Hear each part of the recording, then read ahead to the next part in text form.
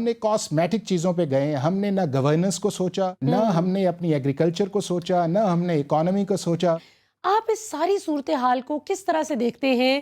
اس وقت پاکستان معاشی طور پر جتنی کمزور پچ پر کھڑا ہے، اس پہ کیا عوامل آپ کو نظر آتے ہیں اور اس کا وے فارورڈ کیا نظر آتا ہے؟ ملیحہ، بہت شکریہ کہ آپ نے موقع پرووائڈ کیا، اور جو آپ کا پروگرام کا ٹائٹل ہے، میں بہت سارے ٹی وی چینلز پہ جاتا ہوں تو یہ صحیح ریفلیکٹ کرتا ہے کہ پاکستان کے عام آدمی کا مقدمہ کیا ہے۔ پاکستان کے عام آدمی کا مقدمہ جو ہے وہ بڑا واضح ہے کہ وہ 75 سال سے یہ کہہ رہا ہے، پاکستان کا عام آدمی، کہ مجھے بہترین گورننس دی جائے۔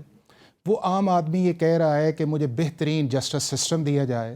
وہ یہ کہہ رہا ہے کہ مجھے بیسک ہیلتھ فیسلٹیز دی جائیں۔ وہ یہ کہہ رہا ہے کہ مجھے ایکول اپرچونٹی ان اکنامک میٹرز دیے جائے۔ وہ یہ کہہ رہا ہے کہ میری ویل بینگ کو بہتر کیا جائے۔ وہ یہ کہہ رہا ہے کہ پاکستان کے اندر پولیٹیکل سٹیبلٹی آئے، پاکستان کے اندر اکنامک سٹیبلٹی آئے۔ وہ یہ کہہ رہا ہے کہ میرے بچوں کا مستقبل جو ہے وہ ٹھیک ہونا چاہیے۔ وہ یہ کہہ رہا ہے کہ اس ملک کے اندر جتنی ڈے بائی ڈے ڈیٹیریشن ہو رہی ہے، اس ڈیٹیریشن کو کنٹرول کیا جائے۔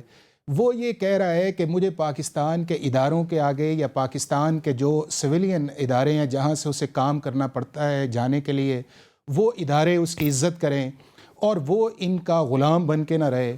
وہ یہ چاہتا ہے کہ اگر میں ہاسپٹل جاؤں تو وہاں پہ مجھے دوائی ملے۔ وہ یہ چاہتا ہے کہ اگر میں ایک سیلریڈ کلاس ہوں تو میرا گزارا اور میرے بچوں کی سکول فیس جو ہے وہ اس کو ادا کیا جائے۔ وہ یہ چاہتا ہے کہ اس ملک کے اندر جو ہے رول آف لا ہے، اس ملک کے اندر کانسٹیٹیوشن کی سپرامیسی اس کے اندر آئے۔ اور وہ یہ چاہتا ہے کہ 75 سال سے ہم جس ڈیٹیریشن کی طرف چلے گئے ہیں، اور ہمارے سے بعد کے اندر جو ملک آزاد ہوئے ہیں، اگر ان ممالک کے اندر خوشحالی، تعلیم اور اس کے ساتھ ساتھ وہ دنیا کے اندر ایک اچھا مقام انہوں نے بنا لیا ہے، تو پاکستان کا بھی مقام اس طرح آنا چاہیے۔ اور پاکستان کے اندر جو کرنسی کی ڈیٹیریشن ہے، جس کی وجہ سے اس ملک کے اندر جو ہے وہ آپ کا اکنامک انفلیشنز بھی آتا ہے۔ آپ یہ دیکھیں کہ 85% جو ہے پچھلے ایک سال سے اندر ہے آپ کے ملک کے اندر ڈالر کی انفلیشن آئی ہے ٹورڈز روپیز ہی، جب آپ کا سارا ملک امپورٹ بیس چل رہا ہے۔ اور وہ شخص یہ چاہتا ہے کہ اگر میرا ملک ایگریکلچر کنٹری ہے تو کیوں ایسی پالیسیز نہیں بنائی جاتی ہیں کہ جس کے اوپر جا کے مجھے کھانے پینے کی اشیاء جو ہیں وہ لوکلی ملیں اور ہم ڈپینڈنٹ نہ ہوں۔ وہ یہ چاہتا ہے کہ مجھے 2 وقت کی روٹی کا آٹا جو ہے وہ سستا ملے۔ بالکل صحیح۔ رانا صاحب یہ بتائیں، آپ کی نظر میں کیا ایسے عوامل ہیں؟ ہم obviously ایک ایگریکلچرل کنٹری ہیں and a very rich one. Agriculturally Pakistan ایک بہت امیر ملک ہے۔ ہر ملک کے نصیب میں ایسے 4 موسم بھی نہیں ماشاءاللہ، ایسی ورسٹیلٹی بھی نہیں ان ٹرمز آف جس طرح سے آپ دیکھتے ہیں کہ موسم بدلنے سے جو آپ کے فوائد ہوتے ہیں، آپ ہر طرح کی فصلیں، ہر کچھ، کیا پھل کیا سبزیاں، لیکن بدقسمتی کی بات یہ ہے کہ ہمارے جو اچھی کوالٹی کا پھل ہے وہ باہر چلا جاتا ہے۔ چلیں عوام یہ بھی قربانی دینے کے لیے تیار ہو جائے اگر ان کو کوئی فائدہ نظر آئے۔ آپ کو نہیں لگتا کہ اس میں صرف جو زمیندار ہیں، جن کی زمینیں شمینیں ہیں، وہ فائدہ اٹھا جاتے ہیں یہ سارا ایکسپورٹ کر کے مال بنا کر، لیکن غریب عوام تک وہ فائدہ منتقل نہیں ہوتا؟ ملیحہ، وہ بھی بڑا تھوڑا ہے۔ اور دنیا کے اندر دیکھیں، آپ یہ دیکھیں کہ اگر آپ کی ییلڈ 40 من فی ایکڑ ہے تو دنیا 140 پہ چلی گئی ہے۔ آپ نے اپنی پروڈکٹیویٹی پہ بات نہیں کی، آپ نے اپنی زمین کو یوٹیلائز 7 لاکھ مربع میل سے زیادہ علاقہ ہے دنیا کا بیسٹ اسے آپ یہ کہتے تھے یہ سب کانٹیننٹ کی باسکٹ ہے کہ یہ سب کانٹیننٹ کے لوگوں کو بھی سرو کرتا ہے، اس کے بعد بھی سب اس کا دنیا کا بیسٹ ایگریکلچر سسٹم ہے۔ دنیا کا 5واں بڑا جو ہے پاپولیشن کے اعتبار سے، اور دنیا کا 10واں بڑا ملک لیبر کے حساب سے، لیبر فورس کے حوالے سے ہے، جس کی 65% آبادی جو ہے وہ یوتھ ہے۔ اور یہ اس کراس روڈ پہ کھڑا ہے کہ ایک طرف آپ کا مڈل ایسٹ ہے، ایک طرف آپ کا چائنا ہے، دوسرا اس کا سینٹرل ایشیا ہے، اور پھر آپ یہ دیکھیں کہ ٹرکی اور ایران اس سائڈ۔ ہاں، اب پرابلم کس چیز کے اندر آئی ہے؟ پرابلم یہ آئی ہے کہ 1947 سے لے کے آج تک ہم نے اپنی سمت کو درست کرنے کا سوچا نہیں ہے۔ ہم نے کاسمیٹک چیزوں پہ گئے، ہم نے نہ گورننس کو سوچا، نہ ہم نے اپنی ایگریکلچر کو سوچا، نہ ہم نے اکانومی کو سوچا، اور نہ ہی ہم نے یہ سوچا کہ ہمارا کوئی 10 سال کا یا 15 سال کا پلان کس طرح ہونا چاہیے۔ ہم نے بہت سارا سنا کہ جب جنرل ایوب کے اندر 5 ایئرز کا پلان بنا تو ہم سے وہ پلان ساؤتھ کوریا نے بھی لیا، وہ ہم سے پلان جو ہے وہ ملیشیا بھی لے کے گئے، اور آپ یہ دیکھیں کہ وہ کہاں کھڑے ہیں۔ سنگاپور آپ دیکھ لیں، اس نے ہمارے سے لرن کیا، اور سنگاپور جو ہے اس کا جو رقبہ ہے وہ اسلام آباد سے بھی چھوٹا ہے, بالکل. اور وہ سمندر کے اندر جا کے آپ دیکھیں اور اس کی جو ایکسپورٹس ہیں وہ $300 بلین سے زیادہ ہیں, اور آپ پاکستان دیکھ لیں کہ انفارچونیٹلی دیکھ لیں کہ 224 ملین کا ملک ہے, بالکل. اور ہم ابھی تک $30 بلین سے نہیں بڑھ رہے, بلکہ ہمارے جو فورن ریمیٹنسیز ہیں وہ ہماری ایکسپورٹ سے زیادہ ہیں.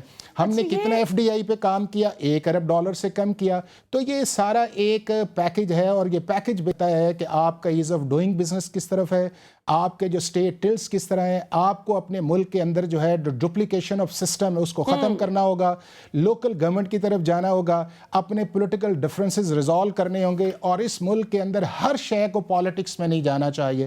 اس پالیٹکس نے اس ملک کا ٹیکنیکلی, لیگلی اور اکنامکلی اس ملک کو اب وائبل اس چیز کے اندر چھوڑا نہیں ہے. آپ جس جگہ چلے جائیں ہر گھر کے اندر ڈویژن آ گئی ہے, ہر جگہ آپ دیکھیں کہ پالیٹکس میں باتیں ہوتی ہیں.